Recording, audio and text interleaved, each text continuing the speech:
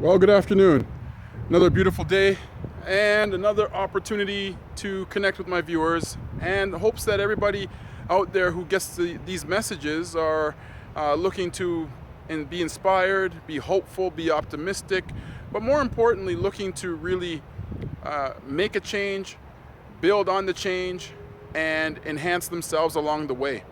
You know, it's interesting how when I look at life right now, as human beings, we have had a lot of people put a mask over our faces, where to the point that people are really insulting the world's intelligence, the world's capabilities to be resilient, the world's capabilities of overcoming difficulties. And what the world has done, they have put structures in place to make most people feel they can't overcome it.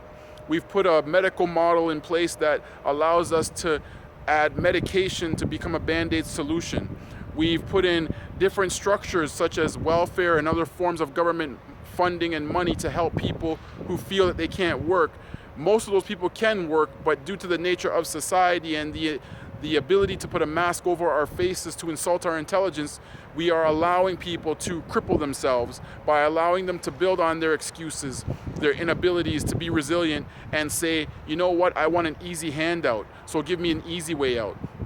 We've created this entitlement culture that is becoming a true epidemic, not just in adults, but also in young people. We're seeing it in our high school settings, where a lot of young people who are going to high school in the next few months, they'd like to have the ability to say they can dictate to their teacher that they want to change their grade and they deserve more, or they should redo their work and go complain to someone else. And what's funny about the school system, to a certain degree, they can't fail students anymore, which is a form of really setting our world up for ultimate destruction. Failure is one of the biggest tools and assets needed to actually be successful and to actually be resilient and overcome.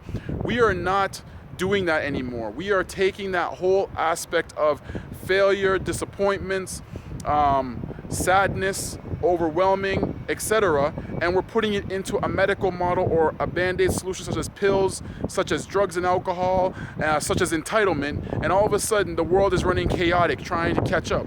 And for those who don't fall in the category of any of those things, what they're trying to do is just either keep their head afloat or trying to find ways to build something that will sustain over a longer period of time when they're dead and gone.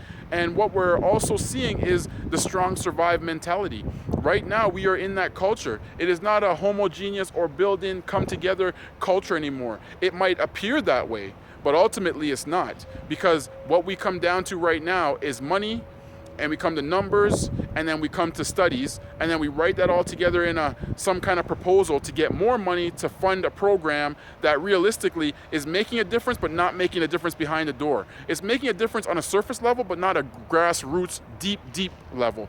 And now we are in this world right now where we're wondering, why do we see an excessive amount of gun violence? Why do we see an excessive amount of drugs and alcohol being used, marijuana being used, cocaine, alcohol? Why do we see all these chaotic things in our culture today? Is because we have actually set it up that way. And because now we see it as an opportunity to make money, people's intelligence are being insulted every single day. So my challenge is this: look in your community, look in your area, look at your government setup, look at all the quote-unquote stats on young people or the stats on a certain group of people, and ask yourself, I wonder how they get to these numbers this way. And in addition to that, I wonder how, if I fall into that category. Because if you do, it's time for you to make a change. And if you're not, it's time for us to inspire others to make a change. So either way, there is a job that needs to be done on an individual level in hopes that we can make a difference. Let's start by looking at ourselves to help other people, and let's make sure that we understand our kind of political landscape from a grassroots level, not to get so in depth in it that we feel that we're going to change the world. That's not what I'm saying. We have to change ourselves before we can change the world. Have a great afternoon.